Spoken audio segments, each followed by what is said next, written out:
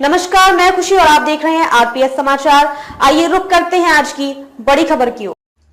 आज फतेहपुर 84 विकास खंड के भरसड़ नौशहरा गांव में विद्यालय वार्षिक उत्सव मनाया गया, जहां क्षेत्रीय विधायक श्रीकांत कटियार ने आकर शिक्षकों को और बच्चों को शुभकामनाएं दी और आशीर्वाद प्रदान करते हुए कहा, विद्यालय में कायाकल्प जैसा होना चाहिए। इस विद्यालय में बहुत सुंदर कायाकल्प है।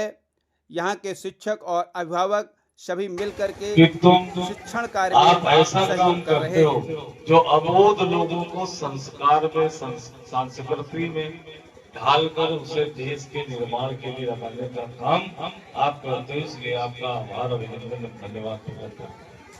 और यहाँ जो पढ़ने वाले बच्चे हैं उनको ढेर सारी शुभकामनाएं देते हैं। खूब पढ़े, आगे जाए, भविष्य इनके हाथों में जाने वाला है, इसलिए उनको ढेर सारी शुभकामनाएं। और यहाँ जी वो भी है, हमारे पत्रकार बंधु, उनका भी आभार व्यक्त करते हैं। सभी का सम्मान करते हुए, सभी को प्रणाम करते हुए अपनी बात की शुरुआत करें। आज पीएम श्री विद्यालय में भरसड़ नौशहरा विद्यालय भी बताया था कि चयन हुआ है एवं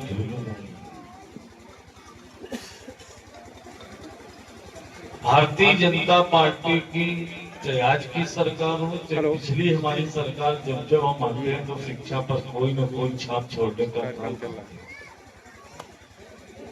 माननीय प्रधानमंत्री श्री नरेंद्र मोदी जी और उत्तर प्रदेश के मुखिया पूज्य योगी आदित्यनाथ जी के नेतृत्व में और मोदी जी के मार्गदर्शन से उत्तर प्रदेश के स्कूल के साथ साथ उत्तर प्रदेश वालों का भी कायाकल्प हुआ है। कायाकल्प के माध्यम से अच्छे विद्यालय बनाए गए और ये विद्यालय इसके पहले भी थे, अब आज भी है। इन विद्यालयों का मुख्य उद्देश्य ये है कि हमारी जो विचारधारा है अंत्योदय, अंतिम पायदान पर बैठे व्यक्ति को मुख्य धारा में लाने का काम और उसको सशक्त करने का काम हमारी सरकार, भारतीय जनता पार्टी की सरकार, माननीय श्री नरेंद्र मोदी जी के नेतृत्व में, माननीय श्री योगी जी के नेतृत्व में चल रही है। अभी हमें आरपी साहब ने कहा बाउंड्री वॉल की बात कही, सही कही। ये वही स्कूल है जहां पर पढ़ने के लिए बहुत कम बच्चे जाते थे।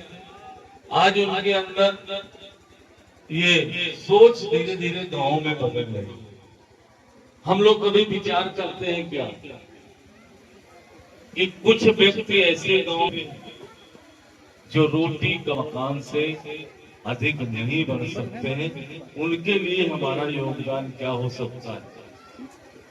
रोटी, कपड़ा और मकान, थोड़ी खेती है, गांव में रहते हैं, गरीब लोग हैं, कमजोर लोग हैं, किसी की बटाई कर लिया, किसी के अगर कोई प्रकृति ने उस पर आपत्ति डाल दी तो अपना उसी में दुख प्रकट कर लेते हैं। और थोड़ा ज्यादा खाने को हो गया, अच्छा खाने को हो गया तो खुशी प्रकट कर लेते हैं।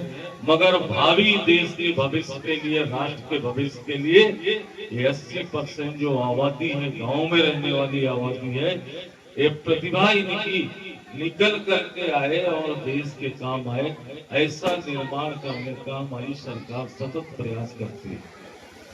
इसमें योगदान हम सबका होना चाहिए। देश के 2014 से लगाकर 2025 में अभूतपूर्व परिवर्तन हुए और उत्तर प्रदेश के अंदर 17 से लेकर के आज 25 होने को जा रहा, 8 वर्ष पूरे हो गए। अंतर दिखता है अन्य सरकारों में, इस सरकार में, भारतीय जनता पार्टी की सरकार में, माननीय श्री योगी जी के नेतृत्व में, माननीय श्री मोदी जी के नेतृत्व में आपको आज देश और उत्तर प्रदेश का परिदृश्य, उत्तर प्रदेश के बारे में परसेप्शन बदला। ऐसा मालूम है कि नहीं? उत्तर प्रदेश के बारे में परसेप्शन बदला है। कैसा परसेप्शन?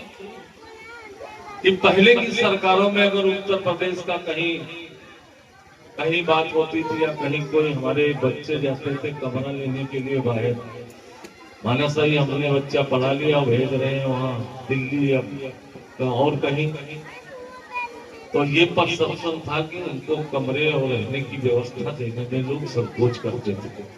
आज दावे के साथ कह सकते हैं आपके द्वारा सरकार चुनी गई पूज्य योगी आदित्यनाथ जी की सरकार, अगर कोई नाम लेता है हम उत्तर प्रदेश से आए हैं तो उसका स्वागत शुरू हो जाता है उत्तर प्रदेश में 8 वर्ष में अंदर। शिक्षा के क्षेत्र में कायाकल्प के माध्यम से आपने देखा हो बच्चों को, अभी इन्होंने बताया निपुण भारत, निपुण बच्चे, मतलब एक जवाबदेही तय है। पूर्व मुख्यमंत्री आज के रक्षा मंत्री माननीय राजनाथ सिंह जी ने इस नकल हो रही थी उस पर रोक लगाने का काम अगर किसी ने किया था तो हमारी सरकार ने किया था। इसलिए किया था कि उन गरीब बच्चे गांव में जो पढ़ते हैं उनकी प्रतिभा निकल गया। आज दावे से कह सकते हैं मजूर का भी बच्चा ऐसी सरकार है, अगर प्रतिभावान है तो बगैर इसी सोच से बारिश के उसको उसकी नौकरी मिल रही है। ये उत्तर प्रदेश के अंदर बदलाव हुआ, परिवर्तन आने का काम।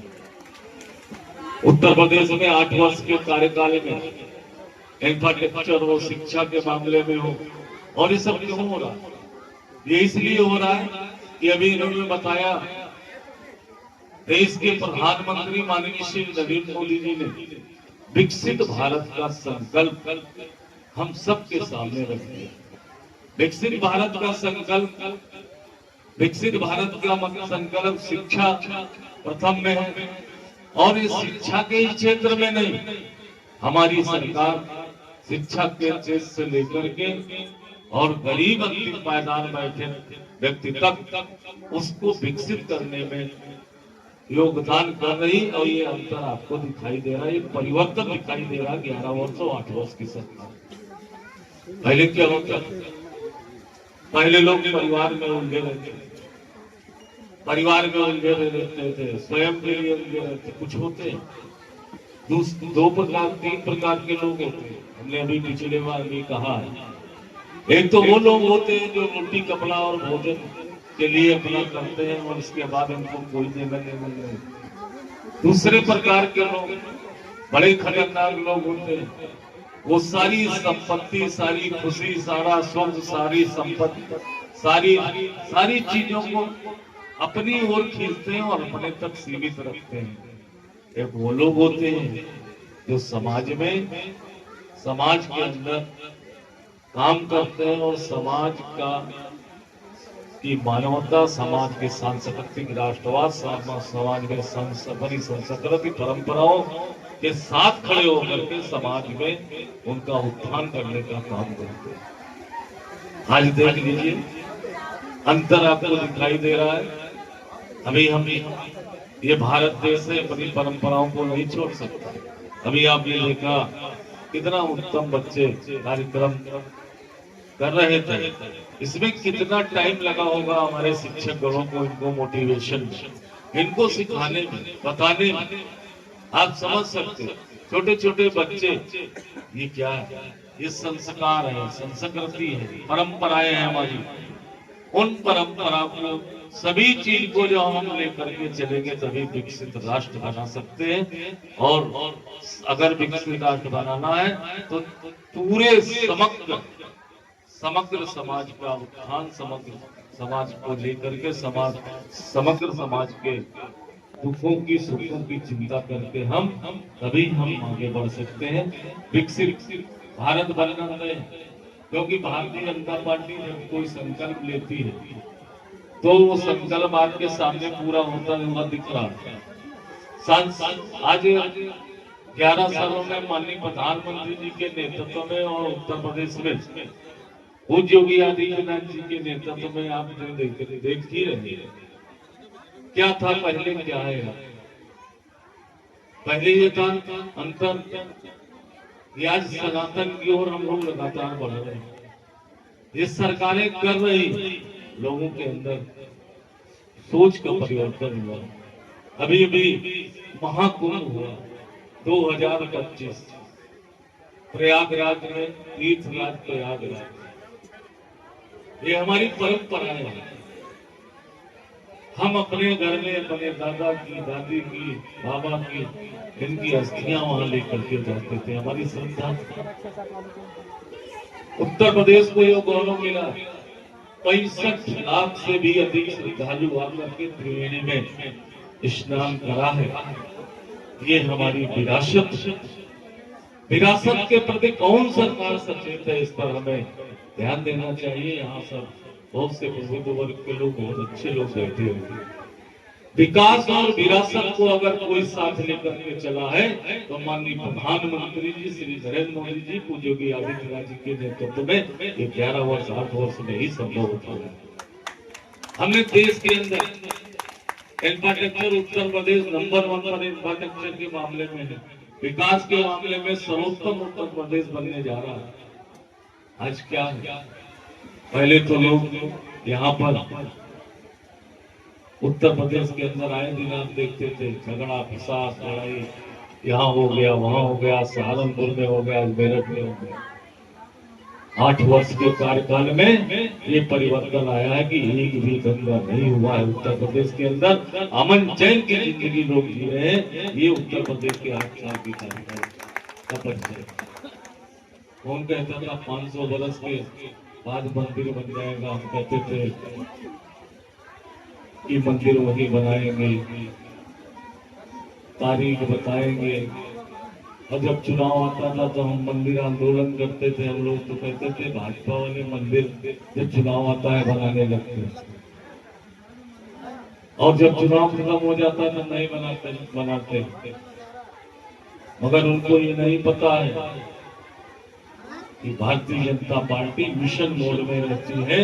जो संकल्प करती है, जो कहती है, वो करती है।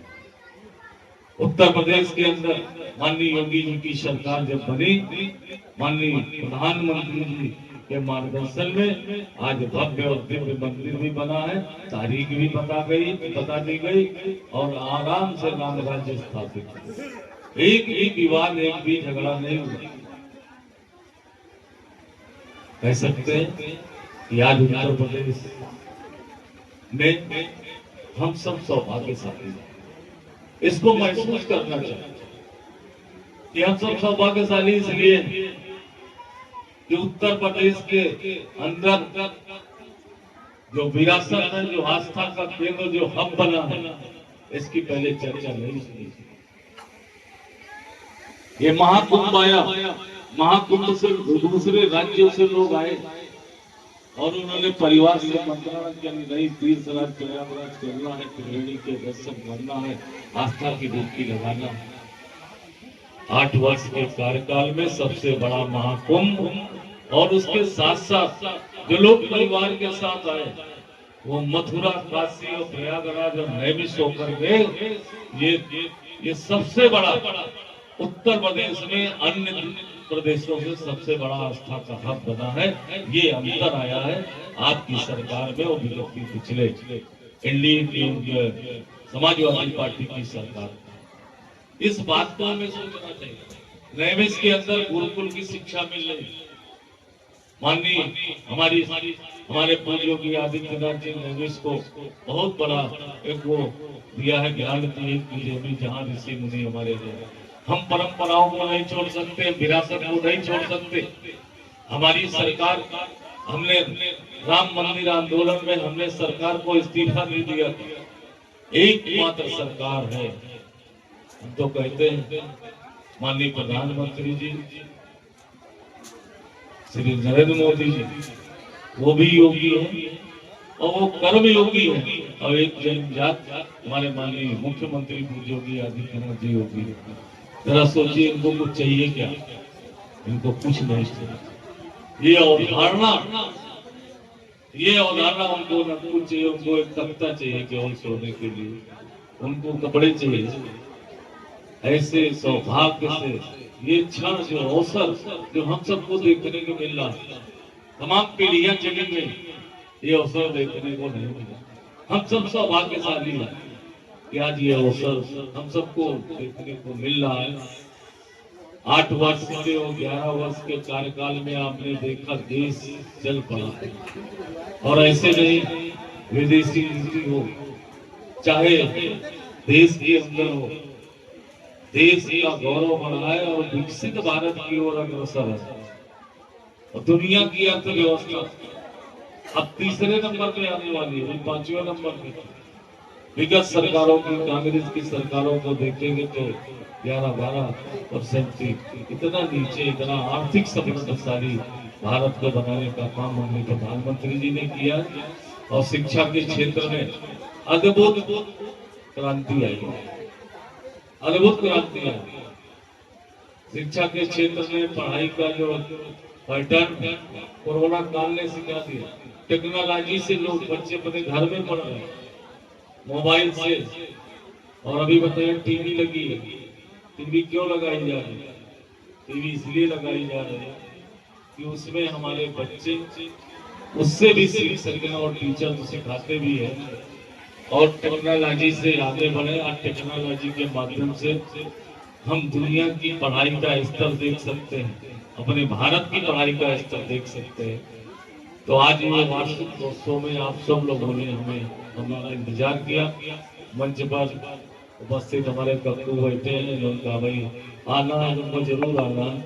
नीरज जी हैं, हमारे देवेंद्र जी हैं, सभी लोग यहाँ पर साथ आए और आप सब लोगों ने इतना समय दिया। आप सबका अभिनंदन करते हैं। फिर कभी मिलेंगे तो बातचीत होगी। आप सबका स्वागत करते हैं, अभिनंदन स्वागत करते हुए अपनी बात को समाप्त करते हैं। आपने हमें सुना, अपनी देर इंतजार किया, उसको कोटिशः नमन करते हुए अपनी बात को समाप्त करते हैं। धन्यवाद। वंदे बोलिए सरस्वती मैया की। कि तुम आप ऐसा काम करते हो जो अबोध लोगों को संस्कार में, संस्कृति में ढालकर उसे देश के निर्माण के लिए रखने का काम आप करते हो। इसलिए आपका आभार, अभिनंदन, धन्यवाद करते हैं। और यहाँ जो पढ़ने वाले बच्चे हैं उनको ढेर सारी शुभकामनाएं देते हैं। खूब पढ़े, आगे जाए, भविष्य इनके हाथों में जाने वाला है, इसलिए उनको ढेर सारी शुभकामनाएं। और यहाँ जी वो भी है, हमारे पत्रकार बंधु, उनका भी आभार व्यक्त करते हैं। सभी का सम्मान करते हुए, सभी को प्रणाम करते हुए अपनी बात की शुरुआत करते हैं। आज पीएम श्री विद्यालय में हर्षल नौसारा विद्यालय भी बताया था कि चयन हुआ है एवं झुलूम हुई। भारतीय जनता पार्टी की, चाहे आज की सरकार हो चाहे पिछली हमारी सरकार, जब जब हम आते हैं तो शिक्षा पर कोई न कोई छाप छोड़ने का काम करते हैं। माननीय प्रधानमंत्री श्री नरेंद्र मोदी जी और उत्तर प्रदेश के मुखिया पूज्य योगी आदित्यनाथ जी के नेतृत्व में और मोदी जी के मार्गदर्शन से उत्तर प्रदेश के स्कूल के साथ साथ उत्तर प्रदेश वालों का भी कायाकल्प हुआ है। कायाकल्प के माध्यम से अच्छे विद्यालय बनाए गए, और ये विद्यालय इसके पहले भी थे, अब आज भी है। इन विद्यालयों का मुख्य उद्देश्य ये है कि हमारी जो विचारधारा है अंत्योदय, अंतिम पायदान पर बैठे व्यक्ति को मुख्य धारा में लाने का काम और उसको सशक्त करने का काम हमारी सरकार, भारतीय जनता पार्टी की सरकार, माननीय श्री नरेंद्र मोदी जी के नेतृत्व में, माननीय श्री योगी जी के नेतृत्व में चल रही है। अभी हमें ARP साहब ने कहा बाउंड्री वॉल की बात कही, सही कही। ये वही स्कूल है जहां पर पढ़ने के लिए बहुत कम बच्चे जाते थे। आज उनके अंदर ये सोच धीरे धीरे गांवों में बदल रही। हम लोग कभी विचार करते हैं क्या कि कुछ व्यक्ति ऐसे गांव में जो रोटी का मकान से अधिक नहीं बन सकते हैं, उनके लिए हमारा योगदान क्या हो सकता है। रोटी कपड़ा और मकान, थोड़ी खेती है, गांव में रहते हैं, गरीब लोग हैं, कमजोर लोग हैं, किसी की बटाई कर लिया, किसी के अगर कोई प्रकृति ने उस पर आपत्ति डाल दी तो अपना उसी में दुख प्रकट कर लेते हैं, और थोड़ा ज्यादा खाने को हो गया, अच्छा खाने को हो गया तो खुशी प्रकट कर लेते हैं। मगर भावी देश के भविष्य के लिए, राष्ट्र के भविष्य के लिए 80% जो आबादी है, गांव में रहने वाली आबादी है, ये प्रतिभा इनकी निकल करके आए और देश के काम आए, ऐसा निर्माण करने का हमारी सरकार सतत प्रयास करती है। इसमें योगदान हम सबका होना चाहिए। देश के 2014 से लगाकर 2025 में अभूतपूर्व परिवर्तन हुए, और उत्तर प्रदेश के अंदर 17 से लेकर के आज 25 होने को जा रहा, 8 वर्ष पूरे हो गए। अंतर दिखता है अन्य सरकारों में, इस सरकार में, भारतीय जनता पार्टी की सरकार में, माननीय श्री योगी जी के नेतृत्व में, माननीय श्री मोदी जी के नेतृत्व में आपको आज देश और उत्तर प्रदेश का परिदृश्य अलग है। उत्तर प्रदेश के बारे में परसेप्शन बदला है, ऐसा मालूम है कि नहीं? उत्तर प्रदेश के बारे में परसेप्शन बदला है। कैसा परसेप्शन? कि पहले की सरकारों में अगर उत्तर प्रदेश का कहीं बात होती थी, या कहीं कोई हमारे बच्चे जाते थे कमरा लेने के लिए बाहर, माना सही हमने बच्चा पढ़ा लिया, भेज रहे हैं वहाँ दिल्ली या और कहीं, तो ये परसेप्शन था कि उनको कमरे और रहने की व्यवस्था देने में लोग संकोच करते थे। आज दावे के साथ कह सकते हैं आपके द्वारा सरकार चुनी गई, पूज्य योगी आदित्यनाथ जी की सरकार, अगर कोई नाम लेता है हम उत्तर प्रदेश से आए हैं तो उसका स्वागत शुरू हो जाता है उत्तर प्रदेश में 8 वर्ष में अंदर। शिक्षा के क्षेत्र में कायाकल्प के माध्यम से आपने देखा हो बच्चों को, अभी इन्होंने बताया निपुण भारत, निपुण बच्चे, मतलब एक जवाबदेही है। पूर्व मुख्यमंत्री, आज के रक्षा मंत्री माननीय राजनाथ सिंह जी ने इस नकल हो रही थी उस पर रोक लगाने का काम अगर किसी ने किया था तो हमारी सरकार ने किया था। इसलिए किया था कि उन गरीब बच्चे गांव में जो पढ़ते हैं उनकी प्रतिभा निकल गया। आज दावे से कह सकते हैं मजूर का भी बच्चा ऐसी सरकार है, अगर प्रतिभावान है तो बगैर इसी सोच से बारिश के उसकी नौकरी मिल रही है। ये उत्तर प्रदेश के अंदर बदलाव हुआ, परिवर्तन लाने का काम। उत्तर प्रदेश में 8 वर्ष के कार्यकाल में इंफ्रास्ट्रक्चर हो, शिक्षा के मामले में हो, और ये सब क्यों हो रहा है? ये इसलिए हो रहा है कि अभी इन्होंने बताया देश के प्रधानमंत्री माननीय श्री नरेंद्र मोदी जी ने विकसित भारत का संकल्प हम सबके सामने रख दिया। विकसित भारत का संकल्प, विकसित भारत का संकल्प शिक्षा प्रथम में है, और इस शिक्षा के क्षेत्र में नहीं, हमारी सरकार शिक्षा के क्षेत्र से लेकर के और गरीब अंतिम पायदान बैठे व्यक्ति तक उसको विकसित करने में योगदान कर रही। और ये अंतर आपको दिखाई दे रहा है, ये परिवर्तन दिखाई दे रहा है 11 वर्ष और 8 वर्ष की सरकार। पहले क्या होता, पहले लोग परिवार में उलझे रहते, परिवार में उलझे रहते थे, स्वयं के लिए उलझे रहते। कुछ होते 2 प्रकार 3 प्रकार के लोग होते हैं, हमने अभी पिछले बार भी कहा है। एक तो वो लोग होते हैं जो रोटी कपड़ा और भोजन के लिए अपना करते हैं और उसके बाद उनको कोई जगह नहीं मिल रही।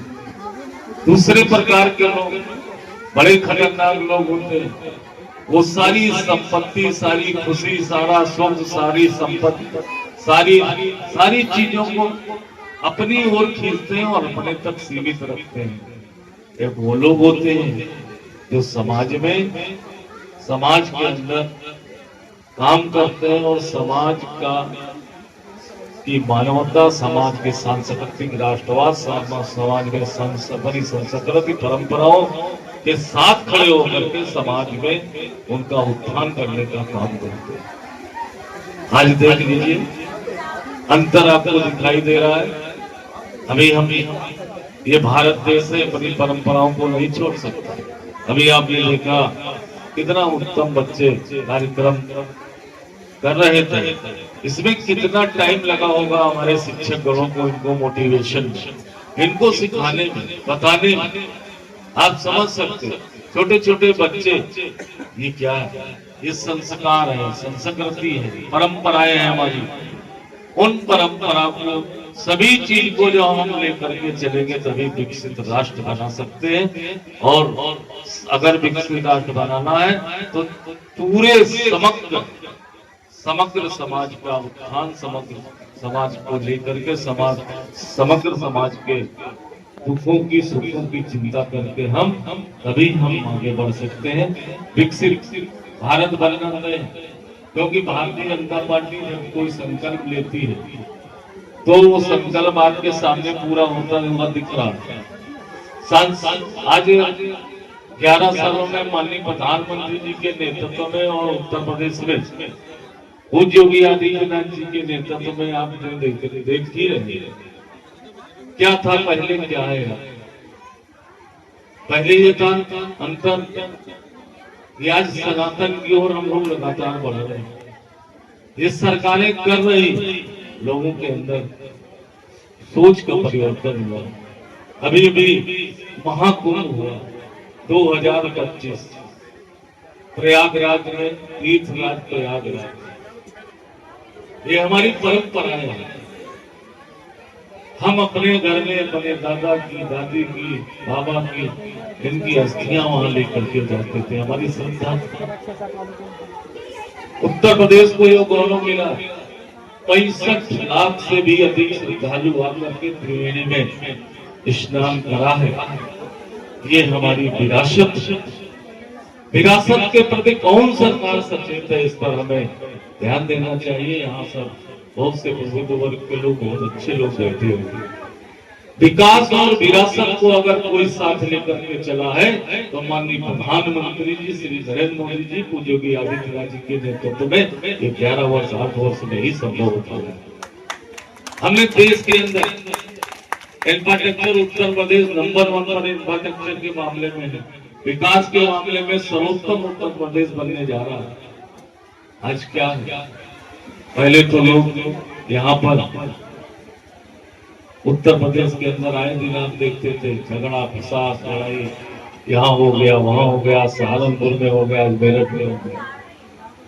8 वर्ष के कार्यकाल में ये परिवर्तन आया है कि एक भी दंगा नहीं हुआ है उत्तर प्रदेश के अंदर। अमन चैन की जिंदगी लोग जी रहे हैं। ये उत्तर प्रदेश के 8 साल की कार्यकाल का परिचय। कौन कहता था 500 वर्ष के बाद मंदिर बन जाएगा? हम कहते थे कि मंदिर वही बनाएंगे, तारीख बताएंगे। और जब चुनाव आता था तो हम मंदिर आंदोलन करते थे। हम लोग तो कहते थे भाजपा वाले मंदिर जब चुनाव आता है बनाने लगते, और जब चुनाव खत्म हो जाता तो नहीं बनाते। मगर उनको ये नहीं पता है कि Bharatiya Janata party mission mode में रहती है, जो संकल्प करती है, जो कहती है वो करती है। उत्तर प्रदेश के अंदर माननीय योगी जी की सरकार जब बनी, माननीय प्रधानमंत्री जी के मार्गदर्शन में आज भव्य और दिव्य मंदिर भी बना है, तारीख भी बता दी गई और आराम से राम राज्य स्थापित। एक भी विवाद, एक भी झगड़ा नहीं हुआ। कह सकते हैं कि आज उत्तर प्रदेश में हम सब सौभाग्यशाली हैं। इसको महसूस करना चाहिए कि हम सब सौभाग्यशाली इसलिए कि उत्तर प्रदेश के अंदर जो विरासत है, जो आस्था का केंद्र, जो हब बना है, इसकी पहले चर्चा नहीं सुनी। ये महाकुंभ आया, महाकुंभ से दूसरे राज्यों से लोग आए और उन्होंने परिवार से मंत्रणा की, नहीं तीर्थराज प्रयागराज करना है, त्रिवेणी के दर्शन करना है, आस्था की डुबकी लगाना है। 8 वर्ष के कार्यकाल में सबसे बड़ा महाकुंभ और उसके साथ साथ जो लोग परिवार के साथ आए वो मथुरा, काशी और प्रयागराज और नैमिष होकर गए। ये सबसे बड़ा उत्तर प्रदेश में अन्य प्रदेशों से सबसे बड़ा आस्था का हब बना है। ये अंतर आया है आपकी सरकार में और विगत की पिछले एनडीए समाजवादी पार्टी की सरकार। इस बात को हमें सोचना चाहिए। नैमिष के अंदर गुरुकुल की शिक्षा मिल रही। माननीय हमारे पूज्य योगी आदित्यनाथ जी ने इसको बहुत बड़ा एक वो दिया है, ज्ञान दी है, जहाँ ऋषि मुनि हमारे हैं। हम परंपराओं को नहीं छोड़ सकते, विरासत को नहीं छोड़ सकते। हमारी सरकार, हमने राम मंदिर आंदोलन में हमने सरकार को इस्तीफा नहीं दिया। एकमात्र सरकार है, हम तो कहते हैं माननीय प्रधानमंत्री जी श्री नरेंद्र मोदी जी, वो भी योगी है और वो कर्म योगी है।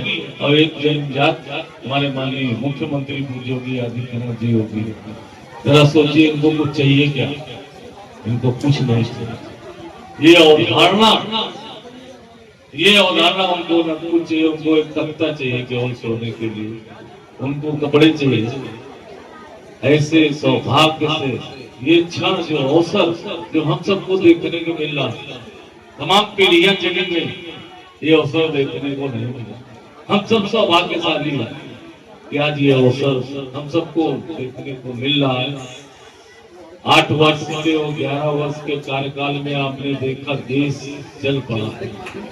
और ऐसे नहीं विदेशी नीति हो, चाहे देश के अंदर हो, देश का गौरव बढ़ाए और विकसित भारत की ओर अग्रसर है। और दुनिया की अर्थव्यवस्था अब तीसरे नंबर पे आने वाली है, 5वें नंबर पे। विगत सरकारों की, कांग्रेस की सरकारों को देखेंगे तो 11-12% इतना नीचे, इतना आर्थिक समृद्धशाली भारत को बनाने का काम हमने प्रधानमंत्री जी ने किया। और शिक्षा के क्षेत्र में अद्भुत क्रांति आई, अद्भुत क्रांति आई। शिक्षा के क्षेत्र में पढ़ाई का जो पैटर्न कोरोना काल ने सिखा दिया। टेक्नोलॉजी से लोग, बच्चे अपने घर में पढ़ रहे हैं, मोबाइल से। और अभी बताइए टीवी लगी है। टीवी क्यों लगाई जा रही है? टीवी इसलिए लगाई जा रही है कि उसमें हमारे बच्चे उससे भी सीख सकें और टीचर तो सिखाते भी है और टेक्नोलॉजी से आगे बढ़े। और टेक्नोलॉजी के माध्यम से हम दुनिया की पढ़ाई का स्तर देख सकते हैं, अपने भारत की पढ़ाई का स्तर देख सकते हैं। तो आज ये वार्षिक महोत्सव में आप सब लोगों ने हमारा इंतजार किया। मंच पर उपस्थित हमारे कक्कू बैठे हैं, उनका भाई आना, उनको जरूर आना। नीरज जी हैं, हमारे देवेंद्र जी हैं, सभी लोग यहाँ पर साथ आए और आप सब लोगों ने इतना समय दिया। आप सबका अभिनंदन करते हैं। फिर कभी मिलेंगे तो बातचीत